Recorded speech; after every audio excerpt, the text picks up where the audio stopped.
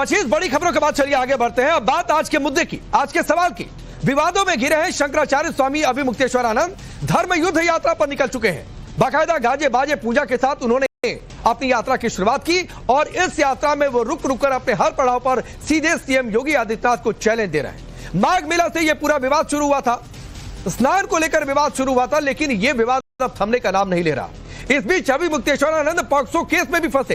हालांकि उन्हें अभी फिलहाल फौरी राहत मिली है, लेकिन अग्रिम जमानत पर आखिरी फैसला अभी तक नहीं आया है। यात्रा के दौरान उन्होंने सीएम योगी पर जमकर हमला बोला। सबसे पहले सुनिए उन्होंने क्या कुछ कहा। 40 दिन का समय दिया, 2 बातें रखी कि योगी आदित्यनाथ जी, आप शंकराचार्य से पूछ रहे हैं कि वो शंकराचार्य है कि नहीं है। आप भी बताइए कि आप हिंदू हैं कि नहीं हैं। जब 9 साल से आप सत्ता में हैं और बहुमत की सत्ता में हैं, तो आखिर गौ माता के लिए जो वचन आपकी पार्टी ने और आप लोगों ने दिया था, वो अभी तक क्यों नहीं निभा? गौ माता को माता का सम्मान क्यों नहीं मिला?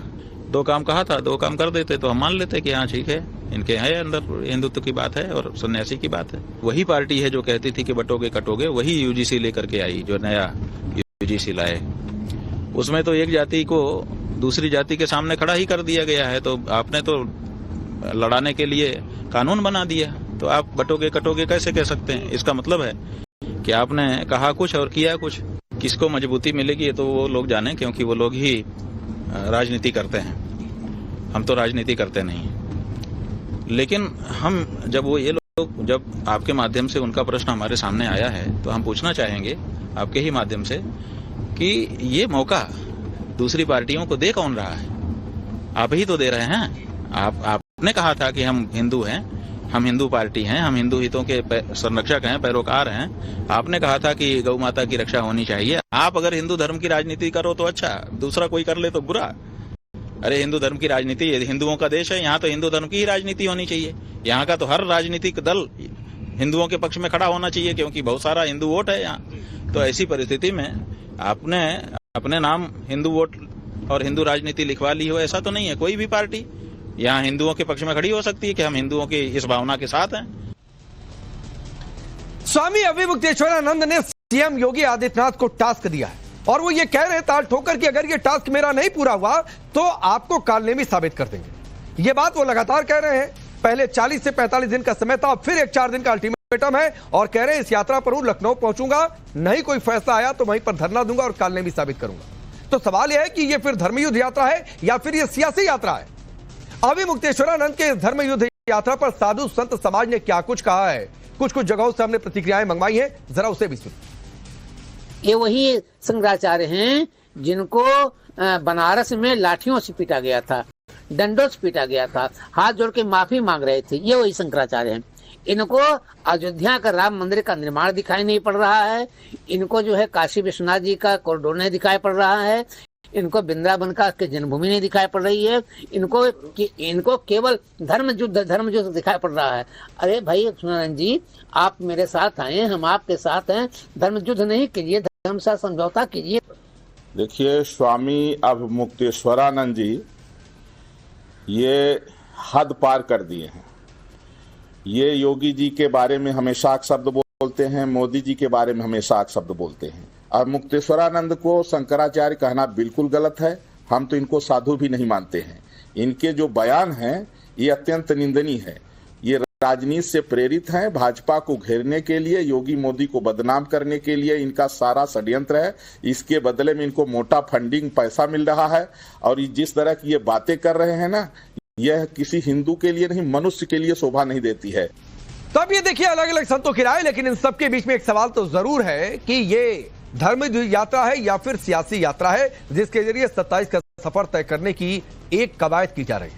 साधु संत की प्रतिक्रियाएं आपने सुनी, इस पर सियासत भी खूब हो रही है। सपा के मुखिया अखिलेश यादव आज फिर मीडिया के सामने आए। अभिमुक्तेश्वरानंद के बहाने योगी और बीजेपी सरकार पर निशाना साधते दिखे, सुनिए।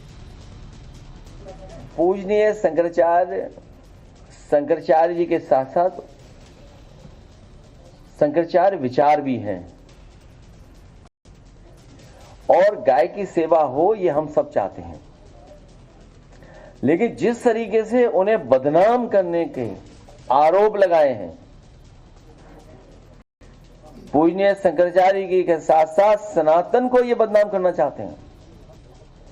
सोचिए, भारतीय जनता पार्टी सनातन को बदनाम कर रही है और शंकराचार्य जी हमारी संस्था है सनातन की, उसी को अपमानित कर रहे हैं लोग झूठे मुकदमे लगवा करके।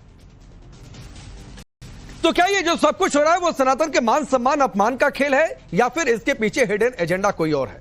सवाल इस बात को भी लेकर अलग अलग जगहों पर चर्चा चल रही है कि यह धर्म युद्ध यात्रा क्या धार्मिक ढाल के तौर पर तो इस्तेमाल नहीं कर रहे स्वामी अभिमुक्तेश्वरानंद, क्योंकि अभी भी अग्रिम जमानत पर आखिरी फैसला आना बाकी है जो मार्च के आखिरी हफ्ते यानी इस महीने के आखिर तक आ सकता है। अभी भी तलवार लटक रही है। मैं आपका परिचय पहले आज के मेहमानों से करवाता हूं। आचार्य विक्रमादित्य जी हिंदू धर्मगुरु, अरुण कृष्ण महाराज जी धर्माचार्य हैं, राजकुमार भाटी जी समाजवादी पार्टी के नेता और प्रवक्ता, जगदीश शर्मा जी कांग्रेस पार्टी के नेता और प्रोफेसर अखिल स्वामी है पॉलिटिकल एनालिस्ट। आप सबका बहुत बहुत स्वागत है। भाटी जी आपसे शुरू करता हूं। ये धर्मयुद्ध यात्रा को बहुत लोग कह रहे हैं कि ये सियासी यात्रा है जिससे आपका सफर आसान हो सकता है।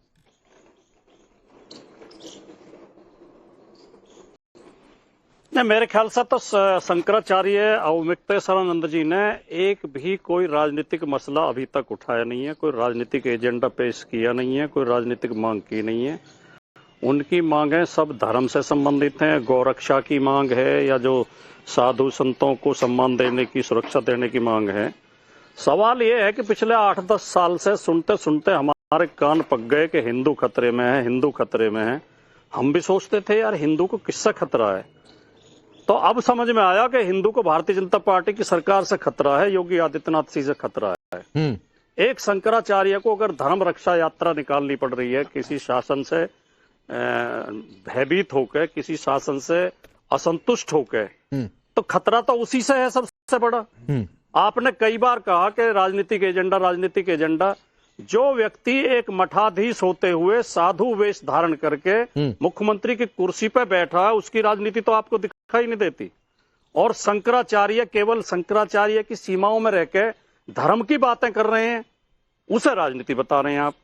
एक राकेश जी आपने और बोला कि वो पॉक्सो के मुकदमे में भी फंसे हैं। फंसे नहीं है, केवल झूठी एफआईआर कराई गई है। फंसना तो जब कहा जाएगा जब इनके खिलाफ कोई सबूत आएंगे, कोई चार्जशीट आ जाएगी या उन्हें सजा हो जाएगी, कोर्ट से सिद्ध हो जाएगा। अभी तो आरोप है और आरोप भी वो झूठा है, एक हिस्ट्री सीटर के द्वारा लगाया गया है। अब सर देखिए भाटी जी करीब 1.5 मिनट आप सर बोले आरोप झूठा है सच है, ये माननीय अदालत से तय हो जाएगा। अब आप अदालत तो है नहीं, और क्यों सियासी यात्रा की बातचीत हो रही है? और सीएम योगी आदित्यनाथ तो राजनीति में है। कौन कह रहा है? हमने कब कहा कि वो राजनीति नहीं कर रहे हैं?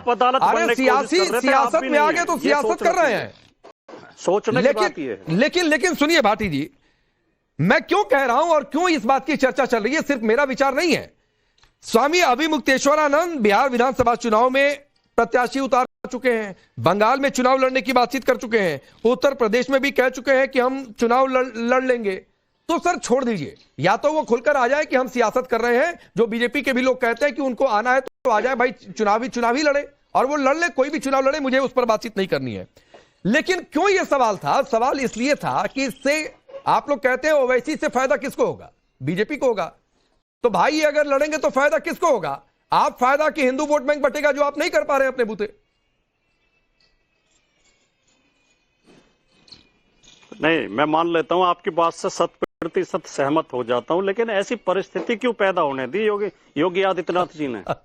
योगी आदित्यनाथ जी जो चिंता कर रहे थे नहीं कि बटेंगे तो कटेंगे, क्यों बांट रहे हैं योगी जी? योगी जी उन्हें संतुष्ट क्यों नहीं कर पा रहे? उनकी मांग गोरक्षा की तो है। योगी जी ने क्यों लाठी चलवाई उनके ऊपर? जब शासन अत्याचार करेगा तो लोग तो बटेंगे, लोग तो विरोध में बोलेंगे। अच्छा, और मैंने मान लिया कि वो राजनीतिक भाषा बोल रहे थे पहले, या उन्होंने प्रत्याशी भी लड़ाए थे, तो क्या केवल योगी जी को ही अधिकार है कि वो साधु वेश धारण? नहीं, बिल्कुल अधिकार नहीं है, कोई भी कर सकता है। हमारे अधिकार है, आपको भी अधिकार है। कल कोई इस पैनल पर बैठा कोई भी जाकर चुनाव लड़ ले। पे आपत्ति उठाई थी राकेश जी, मैंने केवल इतना कहा था कि अभी हम ये नहीं कह सकते कि फंसे हुए हैं, अभी हम कह सकते हैं आरोप है। सर केस हो जाता है, एफआईआर हो जाता है, तो आम बोलचाल की भाषा में लोग यही कहते हैं भाटी जी।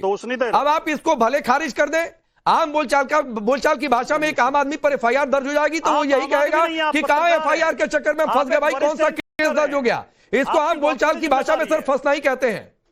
तो अभी आने दीजिए, अग्रिम जमानत पर आखिरी फैसला आने दीजिए, ये फौरी राहत है, उसके बाद तय हो जाएगा, वो आपकी भी बातचीत हो जाएगी। आने दीजिए अग्रिम जमानत पर आखिरी फैसला।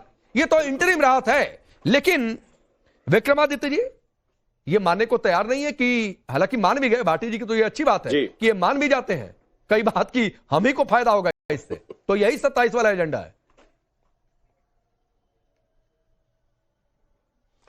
देखिए, पूरी समाजवादी की राजनीति जो है ना, वो उत्तर प्रदेश में इस प्रकार से सीमित है कि वो उनको उससे बाहर कुछ दिखाई नहीं देता।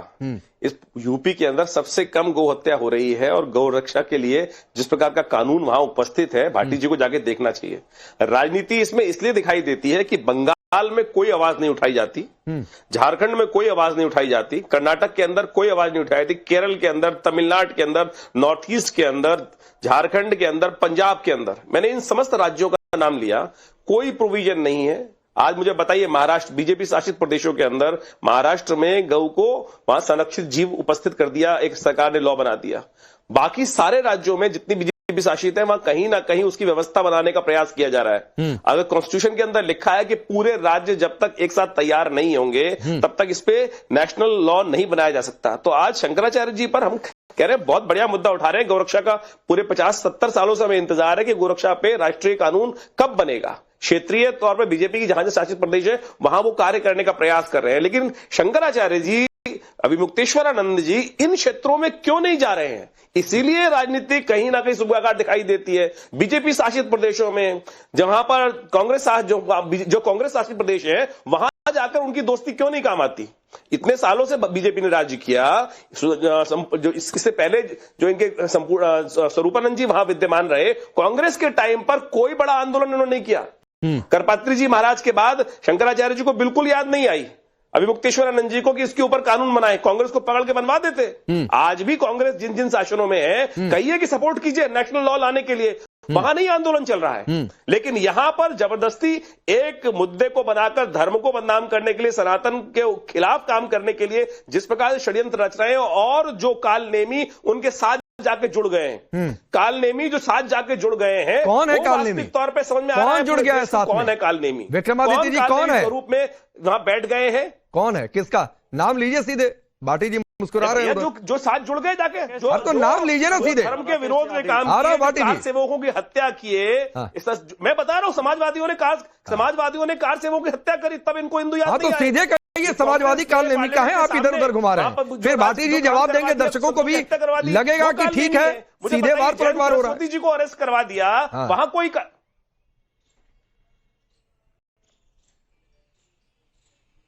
बोलिए आचार्य जी, बोलिए, अपनी बात पूरी करिए।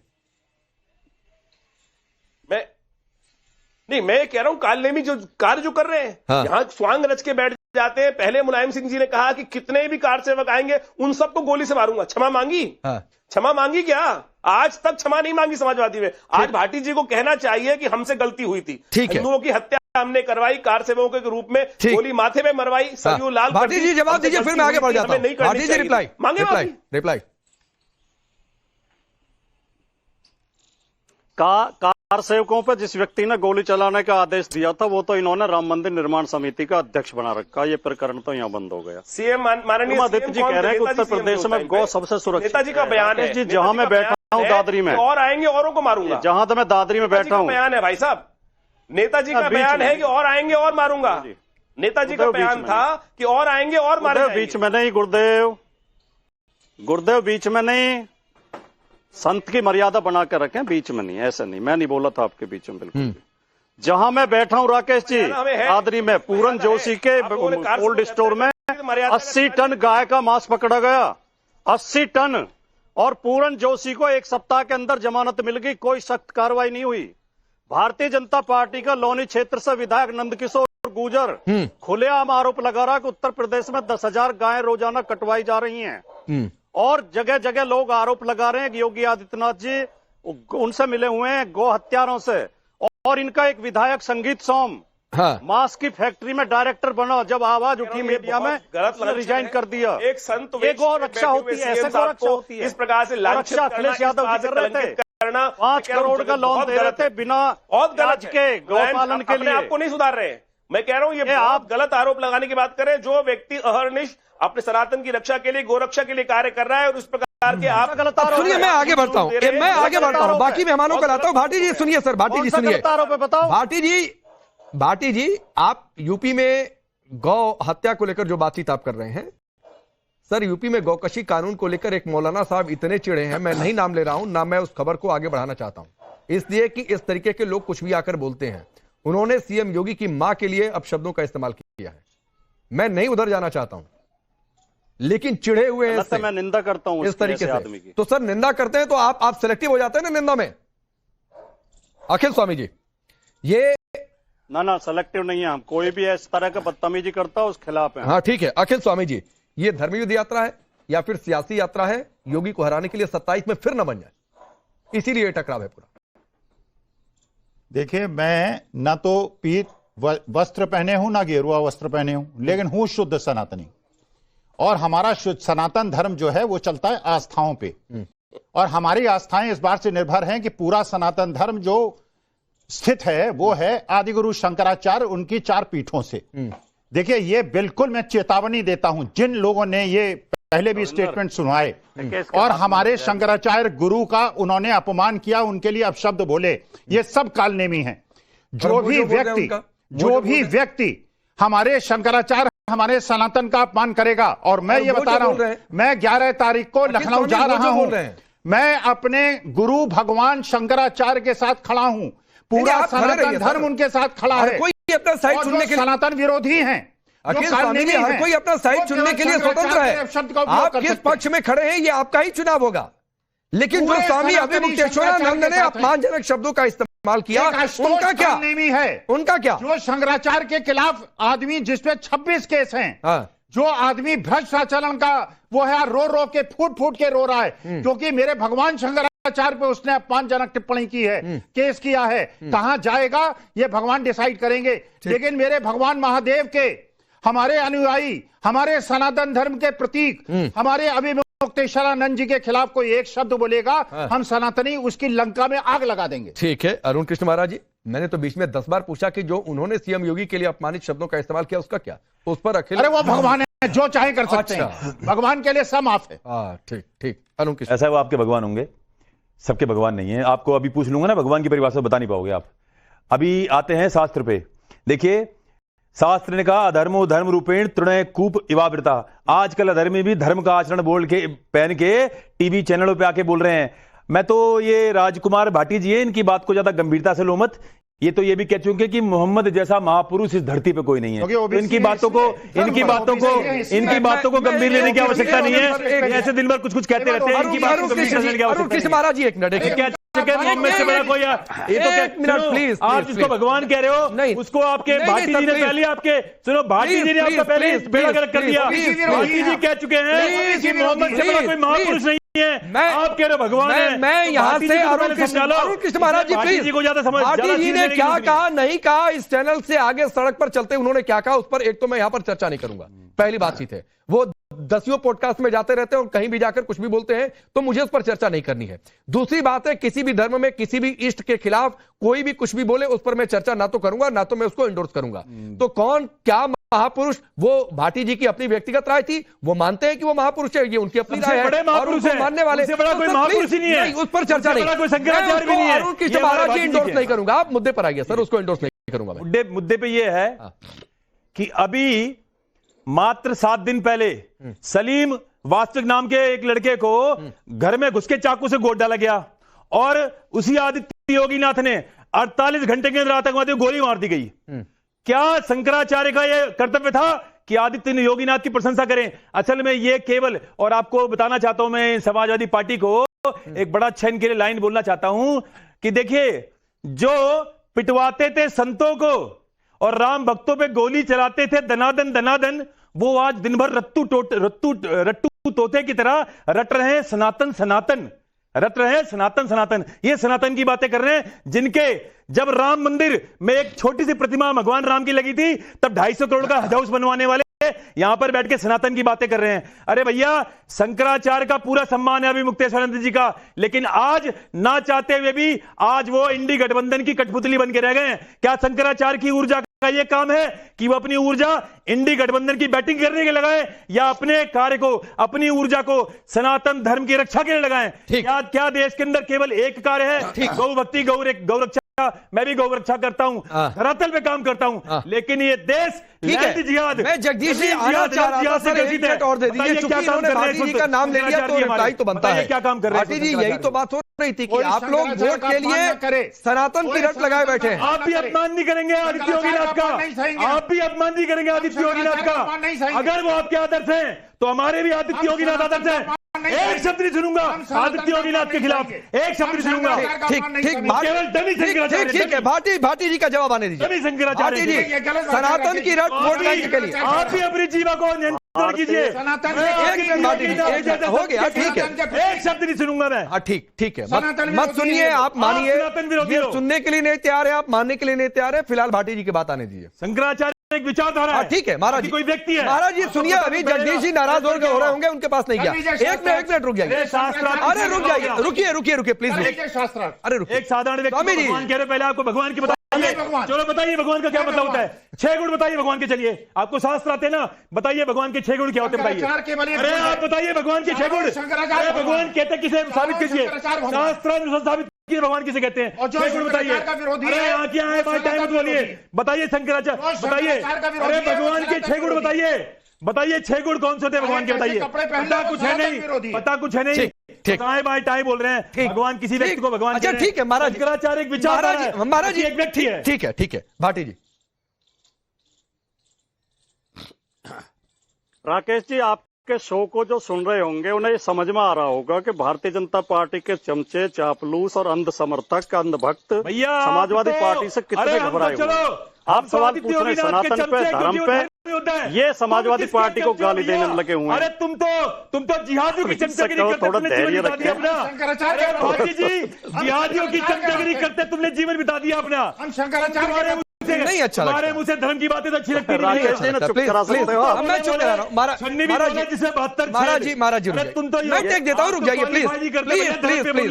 देखिए भाटी जी, एक तो आपको इन पर व्यक्तिगत नहीं होना था, अब आप इन पर व्यक्तिगत हो गए तो ये भी आप पर व्यक्तिगत, आप भी व्यक्तिगत हो गए। व्यक्तिगत लड़ाई मत बनाइए। मुझे गाली देके प्लीज नहीं ऐसे शब्द नहीं। इन्होंने मुझे गाली देके महाराज जी प्लीज रुक जाइए। दोनों लोग एक दूसरे के खिलाफ व्यक्तिगत नहीं होना चाहिए। अरे प्रोफेसर आप क्लास के अलग हेडमास्टर बने हुए हैं, जाति नहीं होती है। अभी रुक जाइए, समझाइए Maharaj ji please hold down Bhati ji please. ये महाराज खुद ही एक्सपोज हो रहे हैं। एक साधु का ऐसा व्यवहार देख, ये साधु यहाँ आपकी बातें सुनने नहीं आए। अरे सवाल का जवाब दीजिए, फिर आप इन पर व्यक्तिगत होंगे, फिर ये व्यक्तिगत होंगे। ये बार पलटवार चलता रहेगा भाटी जी। मुक्तेश्वर नंद की पीठ पे अभी भी आपके डंडों के निशाने जाके देखो, जाओ। अबे जवाब देने तो दे रहे हो, मैं तो दे रहा हूँ। नंद की पीठ पे मैं तो दे रहा हूँ, डंडों के निशान। अब तुलना किस बात की कर रहे हैं? करता हूँ अगले 1 मिनट क्यों प्रोफेसर साहब, अगले 1 मिनट भैया, अगले महाराज जी प्लीज शांति। सफाइयों की लाठी के निशान शंकराचार्य की पीठ। अगले 1 मिनट इस स्टूडियो की भी आवाज काटिए, मेरी भी आवाज डाउन करिए। सिर्फ भाटी जी की आवाज ऑन एयर है, सबकी आवाज डाउन, इस स्टूडियो की आवाज डाउन। सिर्फ भाटी जी बोलेंगे, आप बोलिए आपकी आवाज जा रही है, सबकी आवाज डाउन है। राकेश पांडे जी, आज की देश की सबसे बड़ी समस्या यह है कि सारे राजनीतिक लोग तो धर्म पे उपदेश देते हैं और सारे धार्मिक वेश धारण किए हुए लोग राजनीतिक बातें करते हैं। हाँ, अगर हम अपना क्षेत्र चुन लें, राजनीतिक लोग राजनीतिक काम करें, बिजली, पानी, रोटी, कपड़ा, दवाई, पढ़ाई पे ध्यान दें राजनीतिक लोग, पूजा पाठ आम जनता के लिए छोड़ दें, मंदिर मस्जिद के मसले, और साधु संत हमारे केवल धर्म कार्य करने पे जोड़ दें, तो आधी समस्याएं तो हमारी अपने आप ही हल हो जाएंगी। भारतीय जनता पार्टी ने यही किया, इस दौर में सबसे खराब काम किया है कि बहुत से साधु संतों को अपनी पार्टी का कार्यकर्ता बना के ड्रेस पहना के उतार दिया है, जो दिन भर विपक्षी पार्टियों को गाली देते रहते हैं और झूठे आरोप लगाते रहते हैं।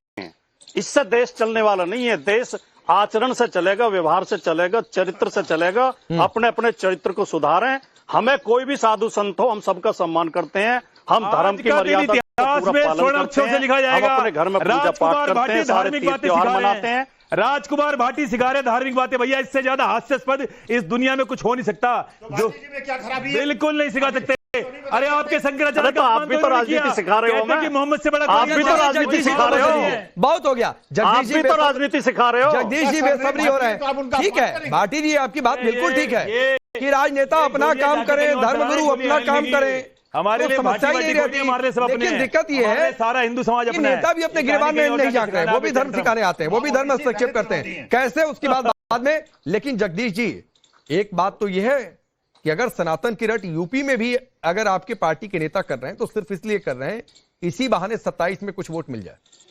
अरे जीतेंगे, वोट नहीं मिलेंगे, जीतेंगे। अरे रुक जाइए, अभी आप तय हो गए, सनातन का अपमान नहीं अब अकेले आप थोड़े नहीं वोट देंगे। रुक जाइए, बोलिए जगदीश जी।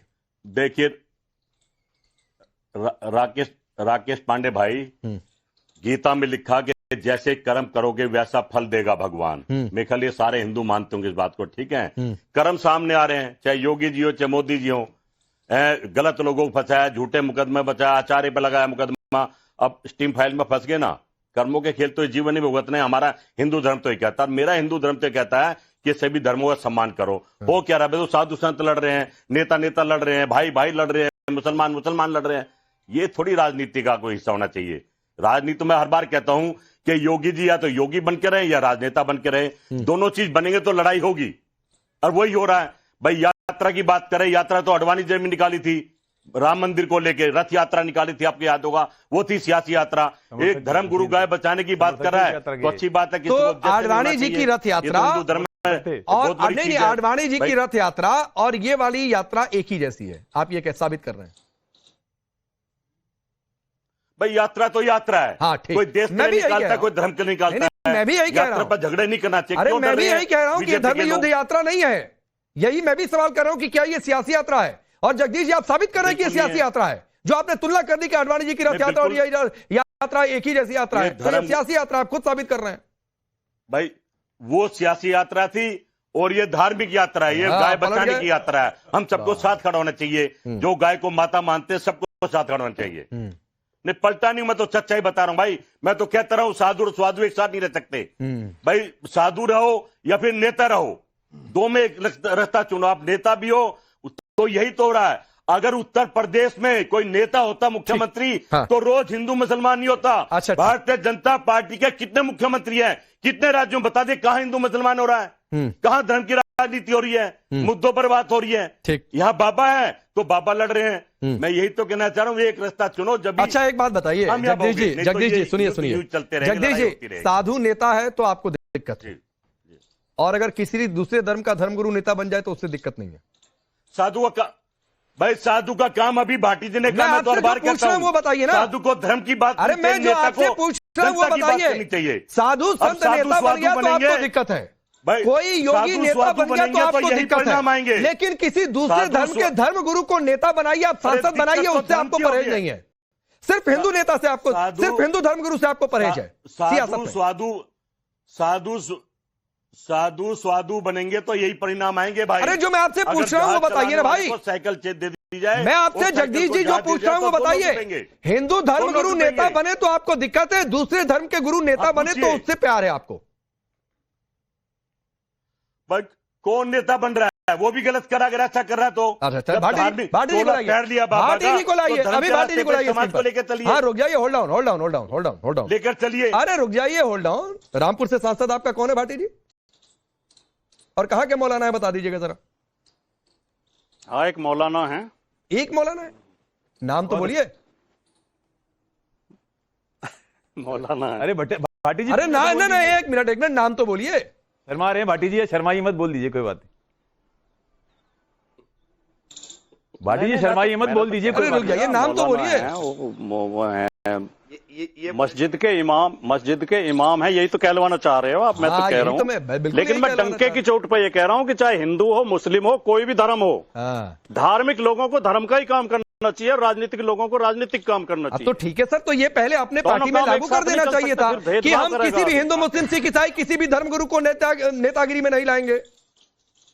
यही तो मैं कहना चाह रहा हूं। लेकिन दिक्कत क्या है विक्रमादित्य जी, कि सिर्फ हिंदू धर्मगुरु अगर नेता बन गया तो दिक्कत है। कोई संत साधु सन्यासी मठ का कोई योगी आ जाए तो दिक्कत है, उससे परहेज है, क्योंकि उससे हिंदू वोट बैंक एकजुट हो रहा है। लेकिन किसी मस्जिद के इमाम को लाकर या किसी को भी मैं कह रहा हूं, मैं किसी भी धर्म विशेष नहीं कर रहा हूं, लेकिन हिंदू छोड़कर किसी भी दूसरे धर्म का गुरु वो पॉलिटिक्स में आ सकता है, हिंदू धर्म का धर्मगुरु पॉलिटिक्स में नहीं आ सकता। देखिए, इनको वास्तविक तौर पे हिंदू धर्म से नहीं, एलर्जी, किसी भी धर्म का, सब धर्म याद होगा राष्ट्रपति बनाया था ज्ञानी जैल सिंह जी। हाँ। ज्ञानी जैल सिंह जी कांग्रेस की बात कर लो ना, ज्ञानी थे ना, गुरुद्वारे में बैठते थे और उनको उठा के बनाया राजनीतिक दृष्टिकोण से। इनको जहां सुहाता है वहां ये फॉर्मूला उपयोग करते हैं और उसके बाद भाग जाते हैं। और ये भाटी जी बोल रहे थे नहीं होना चाहिए, हटवाओ भाई साहब, नेताजी से कहो हटवाए, आज ही कम से कम उनको कहे हटवा दे, बिल्कुल हटाए। सुधार अपने घर से शुरू करो ना, वो पॉलिटिकल आदमी, सुधार शुरू करो। वो पॉलिटिकल आदमी थे, यहाँ बैठकर झूठ मत बोलो महात्मा जी। अभी ज्ञानी कौन होते हैं भाई साहब? ज्ञानी कौन होते हैं? ज्ञानी कौन होते हैं भाई साहब? यहाँ बैठ के झूठ बोलने से काम नहीं चलेगा। ज्ञानी कौन होते हैं? अरे आप धर्म की बात करो तो अच्छा ना, आपका कौन होते हैं? किसी का अपमान करो, को ये पता होना चाहिए। अपमान करता हूँ। ज्ञानी का मतलब, आप भैया मैं लिस्ट दूं, ज्ञानी का मतलब पुजारी नहीं थे, आप लेके आए। ज्ञानी का मतलब पुजारी नहीं थे। ज्ञानी का हाँ दो लिस्ट दो। ज्ञानी का मतलब पुजारी नहीं थे, गुरुद्वारे का मठाधीश नहीं थे वो। ज्ञानी जैल सिंह उनका नाम था। वैसे आप ही गुरुद्वारे में मठाधीश नहीं होते, गुरुद्वारे में ज्ञानी होते हैं। फिर मैं कह रहा हूं कि किसी भी धर्म के खिलाफ कोई बात नहीं करने का है, लेकिन आपने एक बात जगदीश जी कही थी, गुरुद्वारे के संचालक नहीं थे, कि साधु संत सियासत में ना है। तो मैंने सिंपल ये पूछा था कि सिर्फ हिंदू धर्म गुरुओं से दिक्कत है क्या, या फिर किसी भी धर्म गुरु से दिक्कत है? विक्रमादित्य जी अपनी बात पूरी करिए। मैं तो कह रहा हूं कि किसी भी पार्टी और किसी भी धर्म में, देखिए ये देश, देखिए मैं कहूँ इनको, देखिए धर्मयुक्त राजनीति होनी चाहिए, और धर्मयुक्त राजनीति कोई भी अच्छा व्यक्ति है जिसको लोगों की बातों में चिंता है, उसको राजनीति में आने में कोई परहेज नहीं है और कोई निषेध नहीं है। भारत की संस्कृति जो है वो संतों के साथ ही चली है, संतों का सम्मान करके चली है और संतों का राजनीतिक परामर्श लेके ही चली है। और यहाँ आज जो धर्मनिरपेक्ष बन के बैठ गए हैं, उनको अपनी रोटी सेकनी है, केवल रोटी सेकनी है। बाबा बाबा करते करते, अरे बाबाओं ने इस देश को, भगवान राम के जमाने से देख लो, ऋषि वशिष्ठ ही चलाते थे, उन्हीं के निर्देशन में चलती थी। महाराज चाणक्य ने इस राजनीति का प्रत्यक्ष उदाहरण उपस्थित किया। राजाओं पे अंकुश लगाने का काम धर्मयोगियों ने ही किया है, और धर्मयोगी ही रहते हैं, लेकिन उसमें बदल जाते हैं बहुत सारे लोग, तो उनको दंड भी मिलता है। ठीक है, तो आपको जो समझ में आ रहा है, जो अनर्गल प्रलाप आप कर रहे हैं, जो आप यहाँ पर बैठ के टीवी पर आप बहुत शांति के साथ, जनता समझ रही है, जनता देख रही है क्या क्या आप क्रियाकलाप कर चुके हैं। ठीक है, चलिए वक्त इतना ही है। मैं सिर्फ ये कह रहा था, और जो चर्चा चल रही थी कि जिस तरीके की लड़ाई चल रही है, वो लड़ाई सियासी ज्यादा लग रही है लोगों को।